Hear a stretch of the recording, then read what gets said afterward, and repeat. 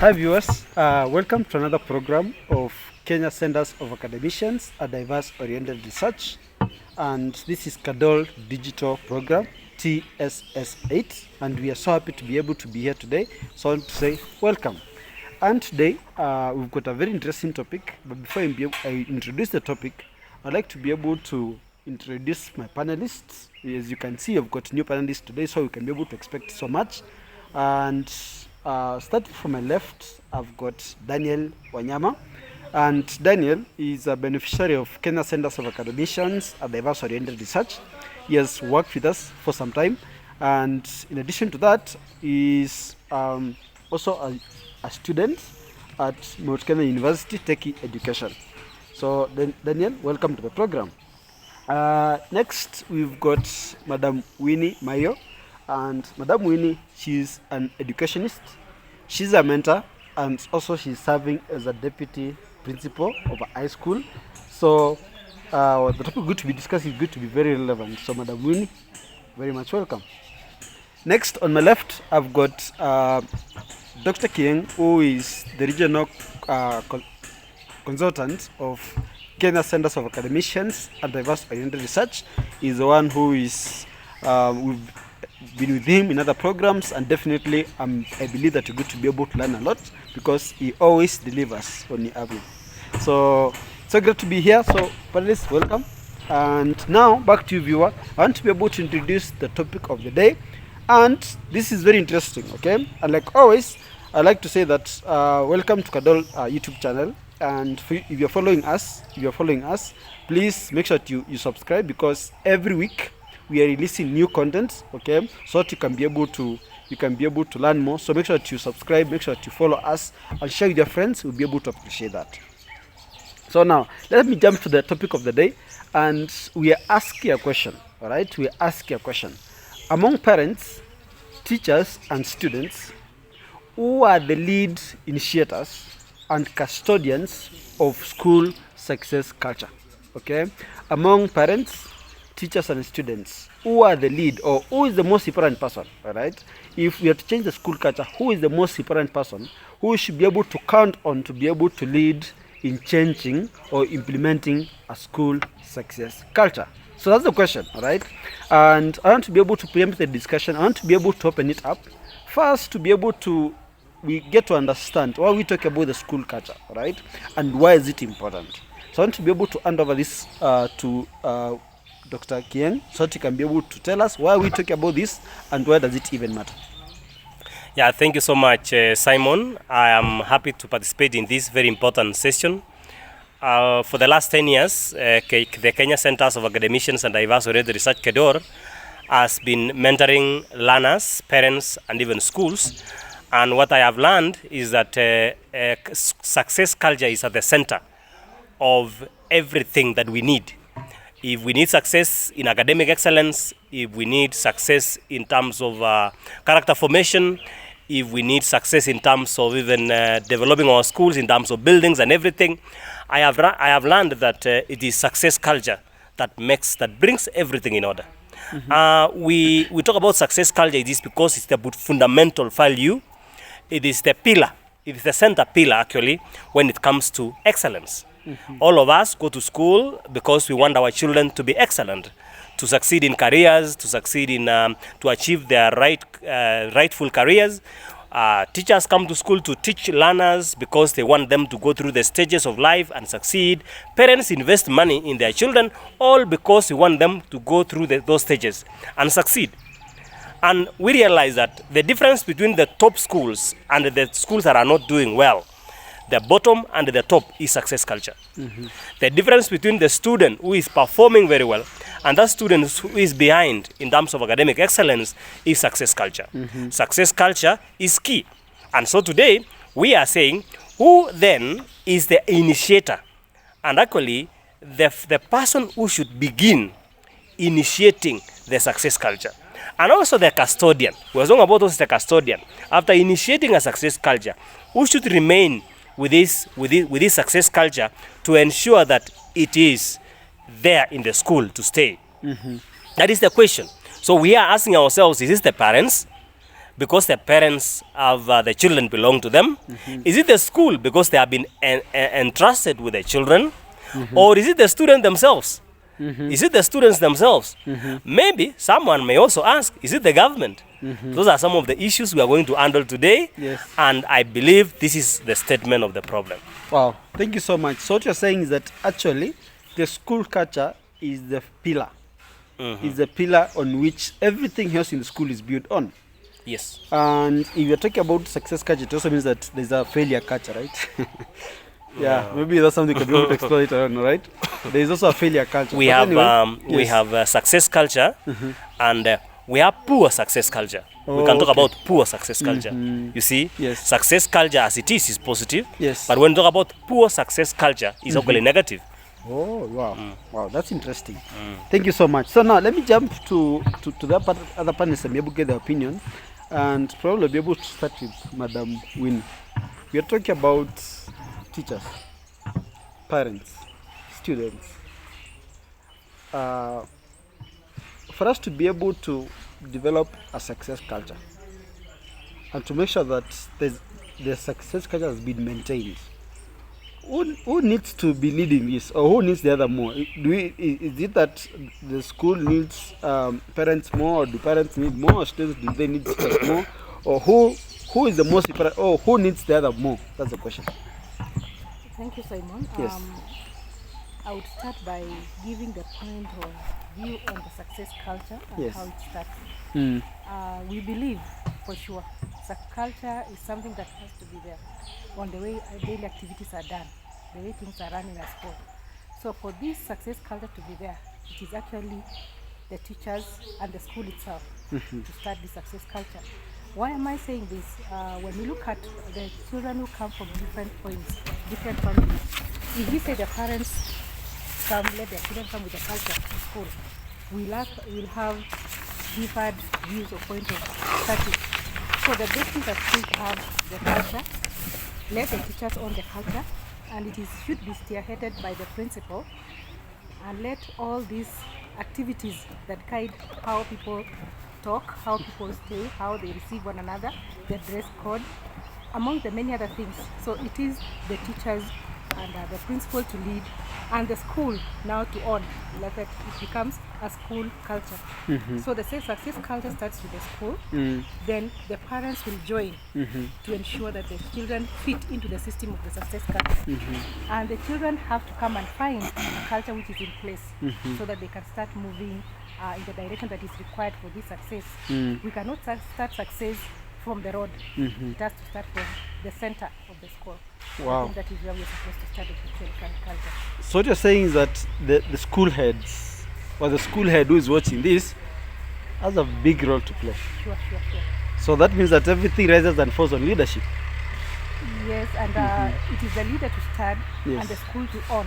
Okay. Because if it is left at the principal's hand, then when the principal leaves, then it means the culture will be dead. Yes. So it has to come collaboration between the teachers, all the school community, really collaborate to come with this success culture. Then they own.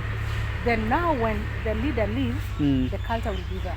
If a teacher leaves, the culture will be there. If students leave or exit school, the culture will still be there. So it is instilled into the school by the leader. Wow. And well, that's very interesting, and I'm loving that perspective. Wanyama, what do you think? As someone who has been in school recently, probably you've seen you've seen things in your own world, and also at the same time you're also a student and preparing to become a teacher also. So who do you think, if the culture has to change in the school, who should be leading? I think, as Madam Winnie has said, the culture must be there. And this culture, I think it should be started by a leader. And this culture, I think it's when it's released to a school, the school should own it. Because when we say students or parents to own the culture, and then it will not work, because students goes to school and they should find the culture that they will follow. And for that reason, I think the school should own the culture. And the school is the most leading in this. Wow, thank you so much. So what you're saying is that basically the leader initiates the culture, and then the teachers and the students, they own it. Then the moment they're able to own it, then it's able to run for the long term. That's all. Wow, thank you so much. Now I want us to be able to look, but again, if you say that this role only depends on the school principal and the teachers, we'll probably be leaving out the parents. So I wanted to come down to look at the different roles of each one in this, to look at, if you're talking about teachers specifically, for them to be able to develop this culture, what are they supposed to be able to do? If you're talking about the school leadership, what are they supposed to be able to do? If you're talking about the students, what is their role? If you're talking about the government, what is the government's role? Okay, but then I will be able to go step by step. So I want to start with the students, and I'll turn to you, Dr. What are the students supposed to be able to do to build a school success culture? In a very brief statement, I would say that students should do what they are told to do by the experts. Okay. The experts are the teachers, and maybe including other experts like mentors, and even the parents. The parents, they are also experts in this because they are older than them. But I would like to liken or maybe bring in something different, so that as other people also give their views, for me I would like to use the allegory of the cow. I've written it somewhere in some book, and I've said we talk about the allegory of the cow, symbolizing a cow the way we feed a cow. And I've said, first of all, there is the cow. We imagine that we have a cow, and then we have the caretaker of a cow, and then we have the owner of the cow. So we are imagining here, and as we are saying, if we have these three people or these three subjects, we have the cow, the owner of the cow, and the caretaker of the cow. What happens when the cow is not producing enough milk? Because for a cow, we want milk. That is what we want. We always, all those people who have cows, their main aim is to milk the cow so that they can use the milk. Exactly. Yes, that is to milk the cow. The reason why we take students to school is mainly so that they can be able to learn and have good results. Results here is like the milk. So we are saying, what about when this milk is not there? What about the results is not there?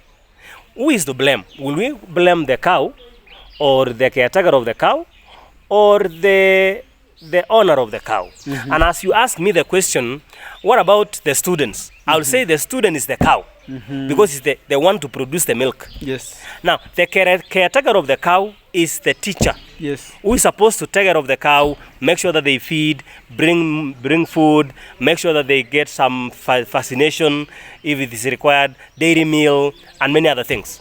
So it's the person who should guide and say, this is what the cow wants. When the teacher does not say such, or maybe bring in, tell the owner of the cow that this is what is required, then we have a problem. Is it? Yes. Now, then we have the owner of the cow. Maybe I may not talk about all that, but you asked me about the student. Yes. So I'm saying the student is supposed to be ready, like the cow should be ready to eat when they are given the meal. Should be ready to go somewhere, for example, to a certain forest to go and feed there. Sure. When they are milked, when the cow is being milked, should be able to reposition itself or herself, or is it himself? Let's say the cow should reposition itself to a position whereby when you milk, like the way students sit in class, sometimes you see they are not serious. The way they move around, they don't study, they don't concentrate, they don't focus. And you've seen even sometimes when students want to go home, just because they want to go home, they can even cause some strike in the school. They can even burn the dome. The cow is kicking the bucket, you know. Yes. I want to pour the milk. at that point. Yes. I want to say that let us not liken these students to the cow. Yes. Because they have senses. So for a success culture to be there, and I want to say it very clear, the students has a role to play. They have to collaborate with the others to develop this success culture. You cannot impose a culture and you want people to just follow the culture. They will not own it per se. So if you want it to be owned by the students, let the students be part and parcel of the development of the success culture. And that is how a culture will be inscribed in their blood system. But if you push them, that is why now you are saying they are sitting in class. They'll just be watching this. You say it so. you didn't ask me what I think should be done. And maybe they have a very different point of understanding which may actually help to attain this culture because we are working in them. So there is something that they feel, if you can do this, it can make me succeed. So Daktari, let these students be in collaboration developing the success culture, part and parcel. As we have the lead, then the students must give their view on what is expected, the values, so that we have shared values. Remember, values are supposed to be shared. So you cannot impose values on somebody. You need to share them. Well, thank you so much. Well, what I think what he was saying was that it's an allegory. And of course, you know that it won't fit 100% of the students because, again, sure, a cow may not be able to reason, but then we can be able to reason as human beings. But then the point is that I think everyone has to play their part, basically. Yes. So I want to be able to jump to Wanyama and probably be able to ask him, now that you studied to become a teacher, what is the role of the teacher in building the success culture? Okay, the role of the teacher in building the success culture, I think the teacher should reinforce the culture. Which is there? Yes, which is there. And let's take it like this. If there is no teacher in school, do you think will there be this culture that we are talking about? Of course, it will not be there because there is nobody who is imposing this culture, who is reinforcing it. I think the role of the teacher now here is to reinforce the culture that is there already. What if the culture is not a good success culture? Anyway, I was looking at an article the other day, and everyone is talking about CBC. So I saw an article of a teacher who was teaching history, and with CBC, kids have to travel to go and see these tourist attraction places. But the school was teaching in, there was nothing. Like, the kids didn't have money to be able to go to these places. So what he did, he decided to become creative, and he used clay to be able to paint the pyramids. To paint the pyramids, and it was on the news. I was like, oh, this is very creative. So again, I also think that apart from the existing culture, the teacher also has a personal responsibility. And I'm saying this as I come back to Madam Winnie. What do you think is the role of the parents in building? Previously you talked about administration being the key person. So what should the parents do to be able to keep or be able to build the success culture of the school? Simon, I think that is a very good question. Yes. The role of the parents is actually supportive, working hand in hand with the school administration and the teachers to instill this culture. If we are saying there is motivation, because motivation is part of a culture, there is reward, then the parents should be handy to come in and say, we can do this, to give the direction so that the students could see the seriousness of this particular culture in place. So their role is actually supporting the culture that is being initiated in a school. And for the culture to be in a school, then the parents must be there to pass it to the other parents who report to schools every year. Exactly. So that the school can grow. So it is actually the supporting part of. Well, yeah, thank you. I believe, let me just add something to what they have said. Yes. And I'll just use one word in each to give a specific role, according to me, about on the parents, students, and teachers. And I would say, for me, I would say that the role of the student is to receive and appreciate. Receive and appreciate. This means that they are supposed to receive information, receive guideline, receive the rules, receive the message, receive content from the teachers and parents, receive information from mentors. We say that before 20 years, you must become a good student. So before 20 years, you must become a good student who listens more than they speak. When you are young, you need to listen more than you speak. You need to learn, you need to read. So it's about receiving. I want the students to understand that when they are in school, their role is to receive and appreciate. How do you appreciate? You appreciate by working hard and giving good results. Parents now, the role of the teacher is to provide. This is teachers. The role of the teacher is to inform. The role of the teacher is to inform the teacher, to inform the parent, and to inform the student of what is required for them.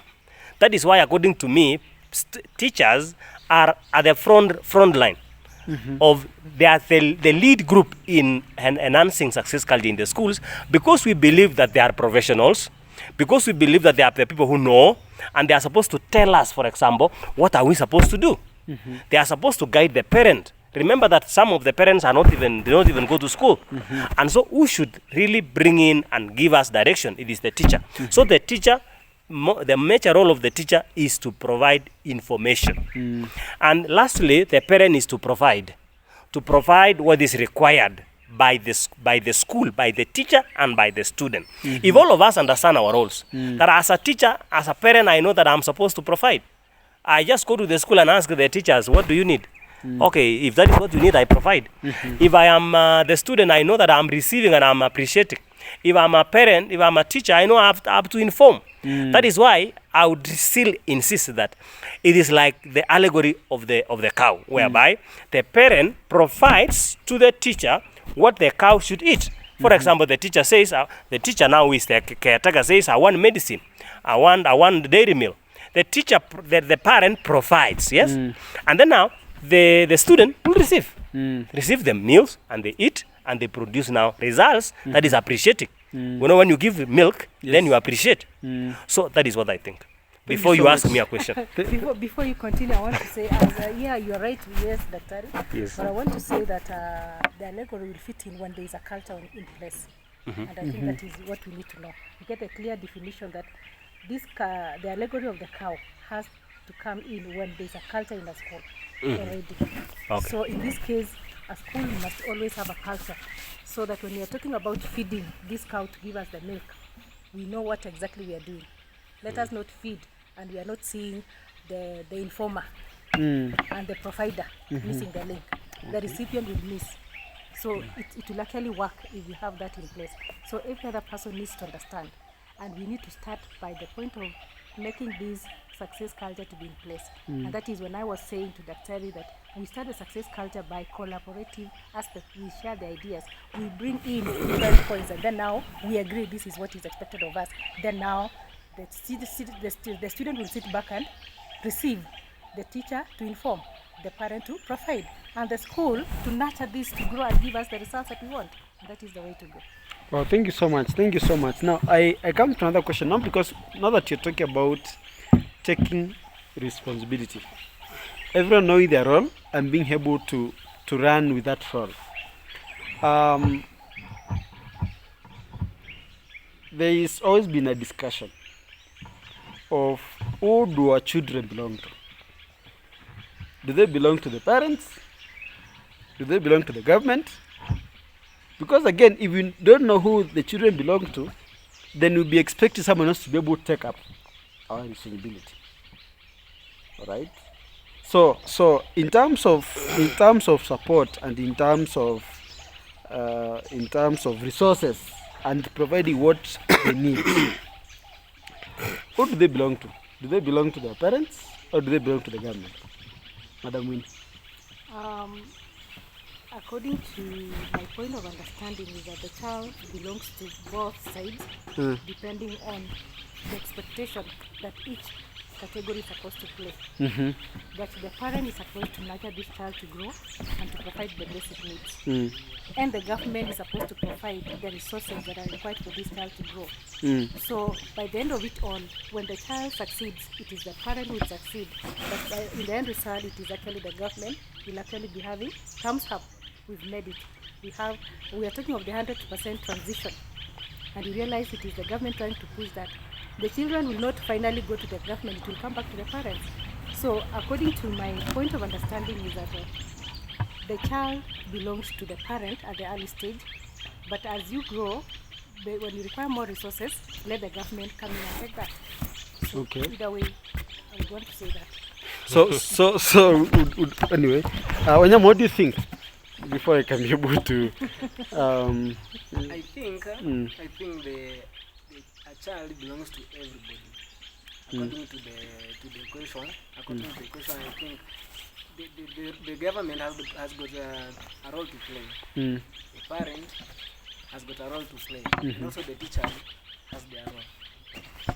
So the child belongs to all the parties. Okay. Yes. Because we've discussed again in this, you've discussed before on this platform, cases whereby the government says that. Simon, well, I think yes. just to make my contribution on that, Yes. because I seem to differ with them, Yes. that the child does not belong to anyone else except the parent. Okay. We all belong to God, all of us. All That of is us are correct. children of Go God. to the higher level. All of us are children of God. Even the government belongs to God. The question is, this is something that has been misleading us all these years. And the government is claiming that all children belong to them, which is not right. That they want to provide everything, they are free education and everything, and it's now making the parent to disown the child. That's They the are question leaving we're the asking usually, yes. that is why they take the child to school and leaves to the teacher and say it is the government to take over. In government has fact, said- in fact, and anything you do as a teacher, any mistake you make, they will report you to the government. Just wait, please. They will report you to the government. Even the parent can go to the office of educational office to report you that you have done this. What we should begin to put in the minds of our parents and our society is that parents should take up the role of their children. I mean, to take over the roles, their own roles. They should be able to be responsible enough to nurture, to educate, to pay the price for their children. If I have 2 boys, I have 3 girls, and I should know as a parent that is my responsibility to take care of my kids. The government, what is the government? First of all, what is the government? We should be asking ourselves that. These are people we elected, yeah? Remember, they are our representatives. We elected them to go to government, or we chose government to be able to represent us and maybe to guide us. But they should not take the responsibility of our own children. This has brought in a poor culture, a very bad culture in our schools, whereby we now believe that even if I don't do anything, even if I don't pay school fees, even if I don't have money for food, the government will provide. And that is leading us to a lot of poverty. We are now becoming so poor because we imagine, even if I have 10 kids, I can even have 20 children, and I leave them to the government. So I would say the government surely has a role, because we are the ones who will always choose the government to lead us. The people who are in the government are people we chose ourselves. They have a role to direct us. They are the role of an oversight. But we say children belong, of course, to the community. As we say, it takes a whole village to educate a child. When it comes to matters, education, support, and everything else, anyone can do that. But the sole responsibility of taking care of children, taking them to school, educating them, because there is nothing for free. Parents should understand that their children belong to them. It doesn't belong to the government. Okay. So it means that you are differing with the government. No, The government is okay to support us. But I want to say that for the government is yes. Now, not, before you come it's not the in, leaders. before you chime in, Madam Winnie, I think what you need to be able to understand is that, well, all of us belong to the government anyway, to some extent. Let me say something about Some this extent, government. yes. The government is actually the citizens under the leadership of the people elected. Okay. So we are all part of the government. Yeah. But You know what it means to belong. To belong. yes. What is the term belong? When you belong, Owned by. you are owned by someone. Yes. Yeah. We should understand that we are free at the same time. Yes. As a parent, I should be allowed to mentor my child the way I want, so long as it's not in a way You're not that misleading them. yes, I'm not misleading them. I can take my child to study in Europe. I can educate my child I can even do homeschooling. Yes. You know, I have the freedom to do what I want because I also have knowledge and I have the skills. But of course, the government should just, it's our leader. Yes. Yes. Do you know the problem now which is coming in very clearly, the way Dr. Arya said, is that there are those ones who can go do the homeschooling overseas, like the education and all that. It is actually the senior people, the halves. While the have-nots are the ones who are actually saying the child is supported by, being supported by the So we are saying that So the these poor are- children belong to the government. That is exactly. That is why the most of the public schools, Yes, exactly. the poor. So Yes. those who so the poor children belong to the government. The culture, and that is why the culture is becoming pathetic. Because Okay, all right. we cannot have a culture because there are those people who believe we are waiting for the mercy of the other people. And those who go for the better schools, the performing schools, when you look at the success culture, these are the parents who are willing to support every value that is being instilled in that school. So that means therefore, when you leave all your rights and everything to the government, and you say, my child, please, the government, take care of my child, that means you just know where you belong. You're not going to get where you belong. Actually, what I think is just so that you can be able to head in the right direction. Yes. What I think is that, well, everyone has got a role to play. I would have been happy because I happened to school when there was free education, the time of Kibaki. And for a parent who doesn't have the resources, because let's be realistic, we live in a country whereby most people are strong, right? So for a parent who doesn't have the resources, and your child has fully been sponsored, as long as the child knows what they're supposed to do, and the government is doing the best because there are those basic things that the government has to do. Like parents can't be building classes, of course, some books have been built by parents, but they can't be building classes, buying the books and everything, right? So I think that the government has got a role to play, but also the parent, you should not be fully to disown what you're supposed to, like say that you go to school and let the government take care of you. They have a role to play. You are going back to the starting point. I say Yes. the government has the responsibility of providing the resources required Yes. for these students to be in school. Mm-hmm. While the parent is supposed to nurture this child, Yes. to give this particular culture, to instill the values that are required for the student to be a student in a school. Yeah. Providing, that's what the guy talked about. Let me jump to another question, and maybe I'll be able to direct this question to Dr. Are there stages of success culture? Yeah, thank you. That is interesting that I think this question will unfold the whole question about this problem.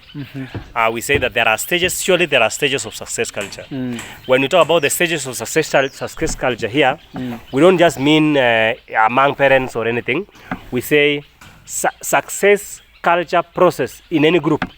For a group to attain a success culture. Remember that when we talk about success culture, we mean it's a threshold level whereby a group has attained its goals and objectives. That is what we mean. The threshold level whereby a group has attained its objectives, goals and aims. When you reach that kind of position, then we can comfortably say that you have a success culture.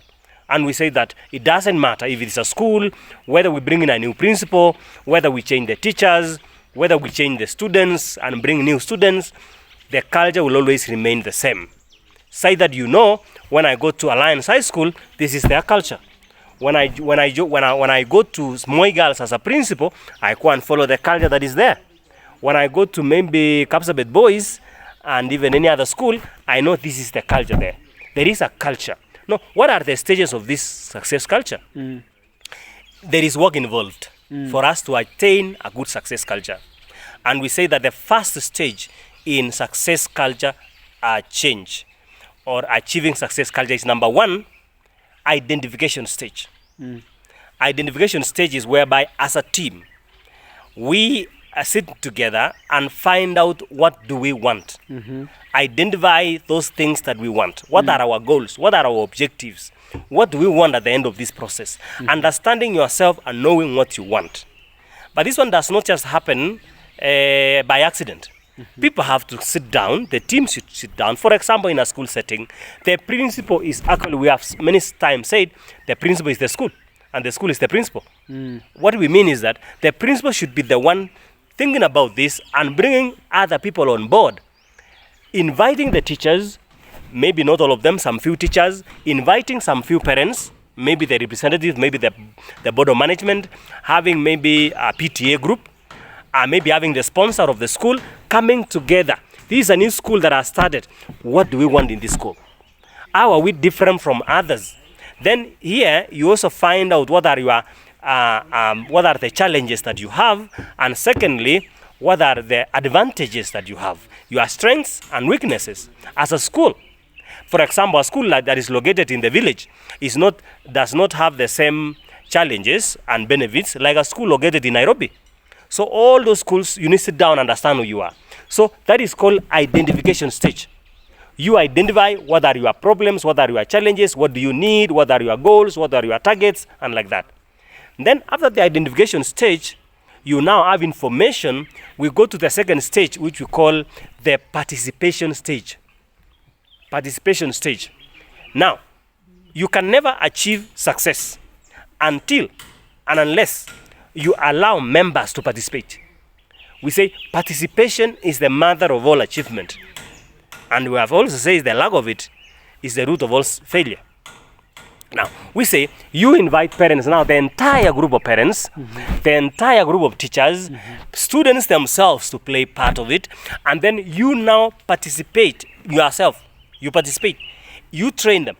You even have experts. You even have mentors speaking to them and making sure that the goals, objectives, the needs, the strengths, the advantages that you have sink to the mind of these people. That they understand where we are going and who we are. If it's about, bringing experts to talk to them, if it's about us sharing information, giving views from listening from each other, and that is the stage, participation stage. Understanding what the parents are supposed to do, the teachers are supposed to do, the board of management is supposed to do. Each one of us now will understand their part. Now, the third stage is called investment stage. Investment stage. Now, if we have understood our roles and we bought the idea, all of us want to, for example, become a school that is leading in academics and maybe co-curricular activities. We say our school at the end of 5 years we should be having a mean of 11 or a mean of 8. That is what we want. We now know what we want. Now the next thing is to invest. We pay the price. This stage is called the payment of the price. We must pay the price in terms of time. In terms of time. Have our time. Each one of us, parents to give their time to the school. Teachers to give their time to the learners. Students also to give time to sacrifice their time so that they can learn. Then the next one, after that, of course, investing, then we go to the last stage where we talk about the performance stage. When we are paid the price, when we have learned what we want to do, we will now get to the level where we are performing. We are now successful. Then culture comes in. Now the culture remains. Everyone now is happy. Now things become so easy. Yes. Everything you do, in fact, you don't struggle to make the students pass because the students already have the culture in them. No one is following another person from one place to another. The deputy principal in the school will be so happy because he will not have so much discipline issues. The principal can even go to Europe or to Mombasa for 3 months to relax. He can run the school from home. Because I guess there will be maybe like during coronavirus, the old principals were supposed to work from home. Yes. Those principals who had problems in their school, they were supposed to report even at night. Because the deputy calls and say, Madam Principal, is a problem. The students they want to ban the school. All right. Because that is it. Those are the success culture stages. Wow. And to come back to Madam Winnie, you've been in the school system for a while. You have also worked at different capacities. Why do you think this system gets broken in the process of building the success culture? The education stage, the participation stage, the investment stage, and the performance stage. Why do you think the system gets broken in the schools that don't have a success culture? It is the identification stage. Okay. There are those schools where they've never identified and to come up with a culture. Yes. So they just keep on running across the bush, trying to find a way out. And this is a situation whereby you realize every other person, if a principal comes today and leaves, another one coming tomorrow, all of them have different cultures they want to put in place because there was no culture in place from the starting point. Okay. And there are those ones who manage to come up to stage 3. Then when they get to stage 3, Investment. the investment, they lapse. They're not ready to pay the price. They are not ready to pay the price, so they lapse. So I would want to say all those levels, there are few schools who manage to reach the 4th stage. But majority, and I want to say these are public schools, more so those schools which are, we call them the county schools. There are very few who have this culture. They've never identified. Like we have the CDF schools which came up the other day. You realize a school, they decide a school is supposed to be starting at this point. So because parents are so happy they are seeing a school around, they miss the link to know that there should be a culture in the school. And this happens because you realize these schools start without head teachers first. So they'll pick a teacher from a different point of view, maybe a trained teacher and a board of management. Then because this person is trying to put things in place, many a times they fail to understand there should be a culture in place. Sure. So that is where the rain starts beating most of the schools. The culture is not identified. Yeah, that is a very important question. I just want to add that we can relate these success culture stages with academic performance. Yes. For example, say mean grade of a school. And through the research done by the Kenya Centers of Academicians, we have realized that, you see, we have all to follow the due process of success. Realize that you cannot get to the fourth stage if you have not come from the first stage. Every school started from somewhere. There is no top school that started from 11, mean of 11. Sure. Everyone started from somewhere. And if they did, well, the group that is getting that kind of mean must have been participated in a similar success culture process. I mean, because when we are talking about success culture process, it's not the buildings. Sure. It's not the ground. It's not what? It's people. We're talking about people here. So let me say that in most cases, a school that is in the identification stage. Remember that a school can remain in the identification stage for 5 years, even for 10 years. You can remain there for forever. They're trying to find out where are we failing? Where are we failing? Yes. And every year they ask themselves, why are we failing? And they don't want to move the next stage. Yes.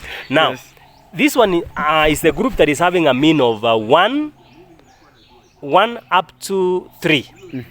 1 up to 3. If you are a school and you are having a mean of 1 up to 3 all these years, remember that you have remained in the identification stage. I say that then those schools that are in the second stage are in the participation stage are those schools that are achieving a mean of 4 to 5. 4 to 5. So if your school is in the 4 to 5 stage, mean of 4 to 5, then realize that you are in the participation stage. And if you've been achieving this mean for the last several years, then you have refused to move the next stage. You need to move from that stage to another stage. Then the next stage now is the group where it's so difficult to really get out of, but it's very easy to come down. The third stage is where we talk about the investment stage. Because many people don't like paying the price. Even schools themselves, they don't like paying the price. Painful. It's painful to pay the price. And so some schools that get into this stage, sometimes either they remain there forever or they come down because it's difficult to invest well. And being ready, because now, of course, we have also change of management, change of principles, and change of what. Sometimes we have people who have different, mindsets, priorities. That is what we say. And so it affects the school also. Someone may not be interested in matters academic excellence. He might be interested in buildings. Another person may be interested in sports alone. So, but when you are not balanced as a head, you need to balance all these things. You need to invest in academics, and realizing that when you invest in academic excellence, you will invest in the others. Because when you do well academically, you will attract success, you will attract sponsors, you will attract school fees. And the people who succeed in this stage, investment stage, are those who first invest in academic excellence. Because when you invest in academic excellence, then you will attract people to come to your school and even sponsor you a library. They say you have done very well, we want to sponsor you a dorm. They say, oh, the CDF money, let's give to this school. There is the question of parents. Even parents, when they're taking the children, they look for the school that is No, they don't question. They just pay the school fees. Because you are performing. You have invested money in the 20% that gives 80%. Pareto principle, 20-80% rule. Now, in the investment stage is a very important stage, whereby we should know what to invest in. First of all, academics, and then other things can follow. Then, in this investment stage, many cannot make it to the next stage. In fact, sustaining yourself in this stage can be challenging because you are tempted to go back to the participation stage. Then you begin asking people to participate, but you are not doing something yourself, anything yourself. So as schools, as the heads of schools and also the the parents, the PTA, and everyone. All of us are in it. It's not just the head of the principal. Yes. All of us are in it. We have to come together and say, we need now to move to the next stage. And by the way, schools that do not know which stage they belong to will never move ahead because you don't know where you belong to. There is the question of ignorance of ignorance. Thank you so don't know much. what you want. Thank you so much. You don't. Before we come to that, Okay. Lastly is the result stage. Yes. The performance stage. Now, this one has a mean of 8 to 11. 8 to 11. So if you have a mean of 8 to 11 and you have been there, not bad. But of course, you need to work hard even in that stage so that you can go to 11 if you have always been in 8, 9, or 10. Thank you. Thank you so much. Madam Winnie, you have something to say? There was a question I wanted to ask Dr. We've talked about this culture, and it came to my mind. You could be talking of culture, and I'm in identification stage. What is this culture? What are the elements of this culture? Kindly, I would wish to get to know. Yeah, we said that before you come even to participation stage, first of all, the first stages of culture is identification of who you are and what you want. What we want. Now, what we want brings in the element of what are the elements of this success culture? Excellence in academics, helping learners to realize their talents. Career success, for example, children or students knowing that they are supposed, I am a good doctor, I'm a good engineer. Now, when children realize who they are, they realize their potency, and they know how to actualize this. All those things that are associated to helping these learners get to realize who they are is what forms the culture. Of course, we have values, school values. You have the school values. The shared values. Yes, those when you go to a school, you see these are our values, integrity, excellence, and so forth. Those are the values that will always help the school to attain success culture. But in most of the cases, you realize those things are just written there, and there is no implementation. And that is why I really wanted you to elaborate on that, because many a times we do not understand those core values. We don't understand the mission, the vision, the motto. They are not there. We don't have an issue about maybe receiving visitors. That is communication channels. I asked a school secretary, of a school, and asked what is your school motto? She told me, no, I'm a secretary. I'm not a teacher. I'm not a teacher. I'm not a teacher. So what should I know? Yes, how should I know that? I even asked a watchman, what was your KCSE results last year performance? Say, how can I know that? You can ask the teachers. I'm a watchman. And you see, that is where the rain starts beating us in schools. We don't have these values with us. We think they are meant for some particular people, and we don't want to own them. Yeah, actually, and that's quite interesting. Sometimes people think it's so normal for the watchman not to know the results. If you ask him, me I don't know. You ask the teachers. And it could be on the wall, right? Where at the gate. Some schools put the results at the gate. Yes. It could be right at the gate, but the watchman does not know. So I think that is what I felt maybe our viewers need to know. So in the participation stage, in the investment stage, schools now should invest more in mentorship, mentoring non-teaching staff, or today we call them the essential staff, taking them for workshops, taking them for retreats, bringing people to train them in the school, getting exposure programs, taking them even to another better school. We should be investing in our secretaries. In fact, our secretary is a very important person in the school. We should be investing. We should be taking them for workshops. Our teachers, so to speak, our teachers must also be invested in. So when we talk about investment stage, you invest in the teachers, invest in the students. Take our students for a retreat. Take the student council somewhere. Let's not fear using money for the right for this course, because it will give back results. Wow. Thank you. I think that one is home. Thank you so much. I want to jump a little bit and talk about something that has been happening in schools. There was I think like a week or 2 weeks ago, a school in Western, Funyula, was eating the news because in the last 2 months they had 4 fires in a single school.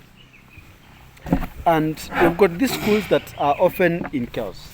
Either it's a fire, either it's bad character, either is indiscipline cases in the school. Who do you blame for this situation? Of course, in the news we had everything.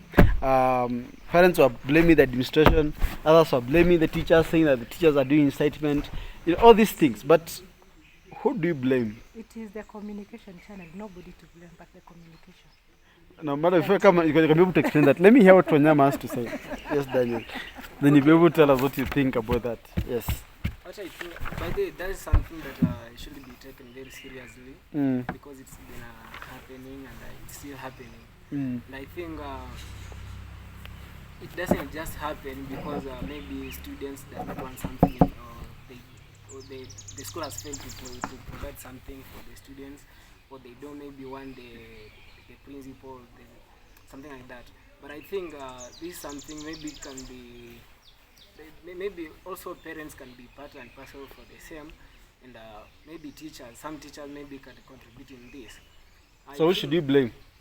Okay, I think we don't have, maybe specifically don't have the person to blame because anybody among the three groups can contribute in this. Yes. So I think I think the whole school community, including parents, they need mentorship. Yes. Okay. Yes, they need mentorship and I think they can. So what you're saying is that when it happens, we can't point a finger to Yes. a single person. Yes. Madam Winnie, I can see that you're shaking your head. After being in this system for quite some time, you must have seen a lot. Who should you blame? I would wish to say, we may not say we can blame anyone, but I want to say this one is an aspect of this culture that we are talking about. And the culture in this, the value that I'm looking at is that the communication, the way issues are handled in a school, the way messages are passed in a school.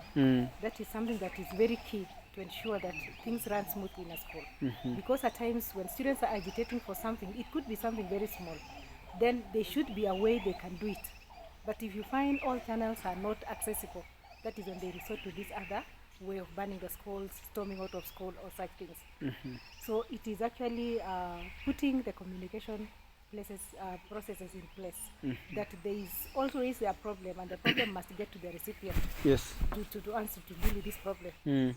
And if we can actually have that aspect of allowing participatory role within the school. What do I mean by participatory role? Where we have every other person participating in the daily activities of the school as if they are the administrators. They own the school, owning the school. So that if there is a small problem, they will always pass the message. When you ask students who actually ban dorms or do cycling, you realize there are some who know they are going to do it, but they fail to know how they are going to communicate the message to reach to the necessary authorities. So if we can allow students to have proper communication channels and have some students to participate in daily activities of the school, reporting who they are supposed to report to when there is a problem, when there is a challenge, who are they supposed to talk to. That is the only way that we can actually arrest this. Two, the other communication is that they may communicate to the wrong people. At times in a school community we have so many people. And at times the information reaches a particular entity. Could be the non-teaching staff or the teachers. And because they have their own problems, they may feel they may not have to communicate. Wanasema ni kukanyagia chini, tuone what will come out. So that one is another sign of communication also, that there is something which is missing. And if we can allow this aspect of passing the information to the right people, I think we can arrest this. And I've said the best way is to allow at least students to have that way of passing information to the right relevant authorities at the right time. And acting on time. Because at times the students pass an information and people just decide to be silent. That is when now it gets out of hand. Two, also the members, so the community members within the school, they are supposed to pass any information they feel, because they will always hear students talking outside there. Hatujapenda hii, we don't want this, we don't want that. So it is them to come and inform that there is a problem. We are hearing students complaining about this. And you realize all these things, if we could actually pass this information properly, we can arrest these issues. If you find, some people say it is because of drug and alcohol use in the school. You cannot tell me, Simon, that students can have these drugs or alcohol without one person knowing. At least there should be somebody who has the idea. So if these people can actually pass the information and own the school, that is when we can arrest this. So the best way is collaborative responsibility for each person within the community, that is the school community. The other day I was listening to a school where students walked out of school, and we were asking ourselves, at what point do students get out of the gate while the gate man is there without informing the principal, the deputy principal, the matron? You want to tell me they didn't know? So that is the sign where we are saying, if there are issues, the best way is pass the issue to the right authority. Don't keep it, because the moment you keep it, it means you take advantage of another issue which is not related to you, trying to fight. And in most cases, they are fighting the administration. So the best way is let people accept that we have authority, and the message that are required for the authority to reach there, let it pass to the authority. And let us own the students.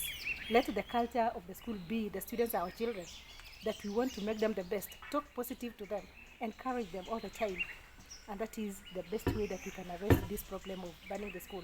I wouldn't want to say I blame teachers, maybe administration, the non-teaching, or the parents.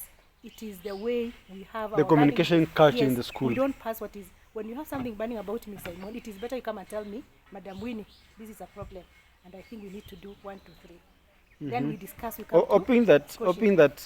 hoping that when I come to you, you're ready to listen. Uh, Because again, the people that is the head of the school, but if you try to raise anything, The Yes. reason why, Simon, the person who you are saying, yes, you give information and they are not ready, they are not cooperative. The person who Madam says that did not give information, they knew that the students are going to escape, yes, and they did not provide the information.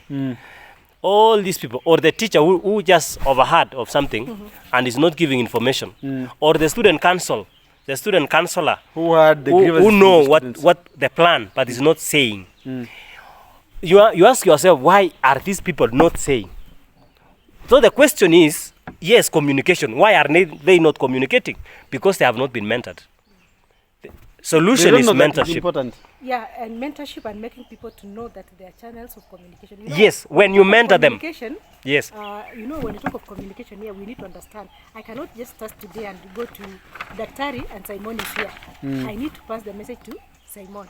Then if it is difficult, Simon will pass to Daktari. That is the level of communication, and that is where the problem is. So let's begin from mentorship. Yes, Let's to mentor. people to know Yes. how to communicate and where. Yes, these because stages- we will take care of all these troubles when we mentor people. Sometimes you get this non-teaching staff or maybe a senior staff. When you train them, they begin to realize, oh, I didn't know I could really be a solution to the school. I didn't know I can be I was part of the results. I didn't know I'm holding some results for the student. Sure. You see, mentorship is the way. like the person who is at the kitchen, if they cook good food, it will make the students to be happy. And so if you can make them to see the reality that they should say, ati kwa sababu kuko na chumvi nisikuweka chumvi ya kutosha. You know, they're supposed to use the common sense, because I want the students to be happy. I want the school to run smoothly. Make a call or ask somebody, where can I get something to add on this food to make it better? But you realize in most cases, some of them will just decide, wacha tu nimeweka yenye ilikuwa na imeisha hivyo. And those are the things we are saying. It is the communication breakdown. Knowing when and how to pass this information and who to. Wow, thank you so much. I think we are learning a ton, and as we come now to a conclusion, I want to ask the last question, and probably I'll be able to ask this question, and I'll give a chance to everyone to be able to answer as we give our party shot. Okay. So in school we learn about graphs. There is normally the y and x-axis. Mathematicians. There is the y and x-axis. What's the relationship between a success culture and academic performance in a school? If we talked about a poor success culture and a good success culture, if a school has got a good success culture, how does that relate to their performance? If a school has got a poor success culture, how does that relate? Let me start with Wanyama, in your opinion. Okay. when a school has got a good success culture, this school it can be able maybe to take their students outside to participate in academic conferences, and they may get to learn more. They may get to know what they doesn't know before. And also this one, if the school has got this good culture of success, I think teachers and parents will cooperate, will come together. They will sit together and talk as a team to ensure that students provides good results. And when on the other side, when a school has got a poor success culture, you will find that this school maybe it cannot be able to invest in academic trips, it cannot be able to invest in academic conferences, and you find that students are performing less. They're not doing very well in class because they're not getting that exposure. They're not getting to know much from other schools. So you find that it becomes a challenge. So what you're saying that when there is no success culture, performance is also very low. Yes. Madam. Yeah, the two correlate. One is that when you talk about success culture, it means this is a point where all the stakeholders know their responsibilities and they do their work accordingly. And in that process, this particular goal, which is excellence, will be attained. Why? Is because the other person does his work well, knowing that I must do this so that we can get to that particular cause, because the success culture is actually directed towards excellence. So if every person, like the teachers, can actually work out of their way, have more time with the students, do a lot of work with the students, mentor the students, talk to the students, there's success there. The parents become responsible parents. They know their responsibilities. We talk of responsible parenthood, providing, mentoring, guiding, and they do it accordingly. Then we have the board of management and the other stakeholders within the school doing their work, making sure the resources are there, making sure that every other thing is there. And we have the head of the institution now guiding or showing the way. I think excellence will come. So excellence and success culture is one and the same. They must correlate together. And I want to say, for a school to perform, viewers, let us have this success culture in place. If it is not there, we have a starting point, identification. And if you cannot identify yourself, look for mentors, and the mentors will give you the direction. Thank you. Thank you very much, Madam Winnie. Dr. what do you think as you give your partition? Yeah, before I give you what I think, I also want to comment on the other question which you asked, Madam, about it was about the particular the role who should be blamed when the school is not performing. Their dorms are always they are planning the dorms and everything. Who is to blame? I would say 20% is everyone. 20% of the blame should go to all of us. It should go to teachers, should go to students, should go to parents, everybody, including the villagers in that community. All of us, including the government. But the truth is, 80% of the problem should be on the leaders, the leaders of the school. When I talk about the leaders, every group is there also. There is a group from the parents, there is the student representatives, there are the teacher representatives, there is the principal of the school.